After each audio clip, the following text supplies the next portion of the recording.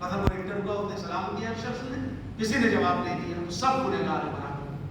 لیکن اگر کسی ایک نے بھی بڑھ کے جواب دے دیا تو بقیہ جتنے لوگ مثلا 15 آدمی ادھر ہیں تو 14 آدمی سے ذمہ داری ثابت ہو جاتی ہے۔ اسی طریقے سے اشتہاد، مشکل ہماری کیا ہے آج کے دور میں، ہم عقائد جہاں پہ تقلید کرنے کو منع کیا گیا، حرام قرار دیا گیا ہے کہ اصول دین میں تقلید نہ کرو، توحید میں تقلید نہ کرو، اور عدالت میں تقلید نہ کرو، قیامت میں تقلید نہ کرو، نبوت میں تقلید نہ کرو، امامت میں، وہاں ہم دلیل نہیں مانتے۔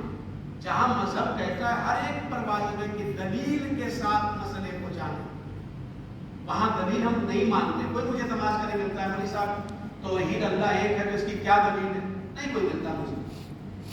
جہاں دلیل مانگنے کے لیے شریعت نے کہا ہے وہاں دلیل سے ہم باتوں کو جاننے کی کوششیں نہیں کر رہے، ہم نے یوں پلٹ دیا ہے۔ اور جہاں مذہب کہتا ہے کہ فقہ اور احکام کی دنیا میں تمہارا کام دلیل کا ماننا نہیں، تمہارا کام جو اس پوسٹ پر پہنچا ہوا ہے اس کے بتائے ہوئے فتوے پر عمل کرنا ہے، چوں چرا کی گنجائش فتوے کے اندر نہیں ہے۔ اگر مجھے چوں چرا کرنا ہے تو اس کا مطلب یہ ہے کہ میں بتانا یہ چاہتا ہوں کہ میرا علم آباء سیستانی سے زیادہ ہے۔ فقہ کا مطلب ہی ہے کہ بغیر دلیل کے آپ کو عمل کرنا ہے۔ اگر آپ بغیر دلیل کے عمل نہیں کرنا چاہتے ہیں تو آپ چھوڑ دیجیے تقلید کو، جائیے آپ بھی جیسے 5-10 مجتہد مرجع اس وقت موجود ہیں، آپ کے لیے بھی راستہ کھلا ہوا ہے، جائیے آپ پڑھیے، دلیلیں تلاش کیجیے، محنت کیجیے، 25 سال 20 سال 15 سال جو بھی ٹائم لگے آپ جائیے، مجتہد بن جائیے، مرجع بن جائیے، تو خود آپ کی تقلید کریں گے۔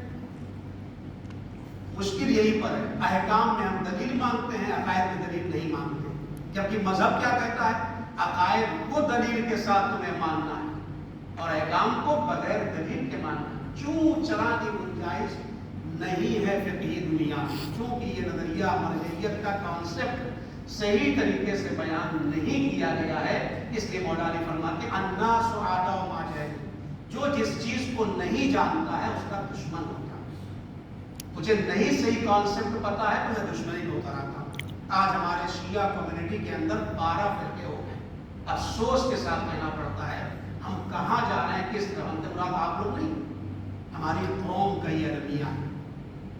12 فرقے، کبھی وقت ہوگا تو ایک فرقے کے بارے میں بتاؤں گا کیا کیا نظریات ہے، کیا کیا فرقے۔ اسی قرآن سے 12 فرقے ہوئے، اسی روایت اہل بیت سے 12 فرقے ہوئے۔ کیوں؟ یہ سوچنے کی بات ہے، ہم کس ڈائریکشن کی طرف جاتے ہیں، اہل بیت نے ہم سے کیا چاہا ہے، اس کے بارے میں غور کرنا ہوگا۔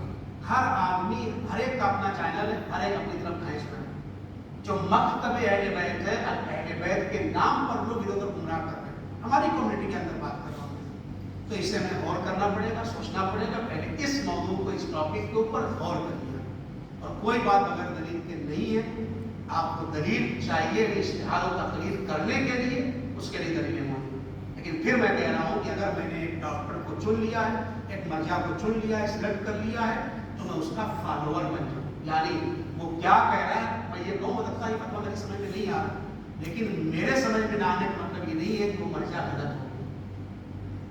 لہٰذا کسی کو رائٹ نہیں ہے کہ اپنے کیے ہوئے مقلد، میں مقلد ہوں، وہ مقلد ہے اللہ سیستانی مثلا، اس کے کسی ایک فتوے پر مجھے اعتراض کافی نہیں، اور میں اگر دوسرے کا مقلد ہوں تب بھی مجھے اعتراض نہیں کہ اس کے فتوے کو آ کر کے اختلاف کروں اور کہ ایسا کیوں ہے، پیسہ کیوں ہے، تو ایسا فتویٰ دے دیا، یہ میرا کام نہیں۔ جیسے ہم دنیا میں ڈاکٹر کے پاس جاتے ہیں، وہ کہہ دیتا ہے تو جو دوا دے دیتا ہے، جیسے آپریشن بتا دیتا ہے، اس کو ایکسیپٹ کر لیتے ہیں، اس میں بحث نہیں کرتے کہ ڈاکٹر صاحب کو 2 ٹیبلٹ کھاؤ، کیوں شام میں 3 ٹیبلٹ کھاؤ، بحث نہیں کرتے، نہ وجہ پوچھتے، وجہ اس کے پاس موجود ہوتی ہے، وہ اپنے زبان سے جواب دے دیتا ہے۔ السلام علیکم ورحمۃ اللہ وبرکاتہ۔ صلوات محمد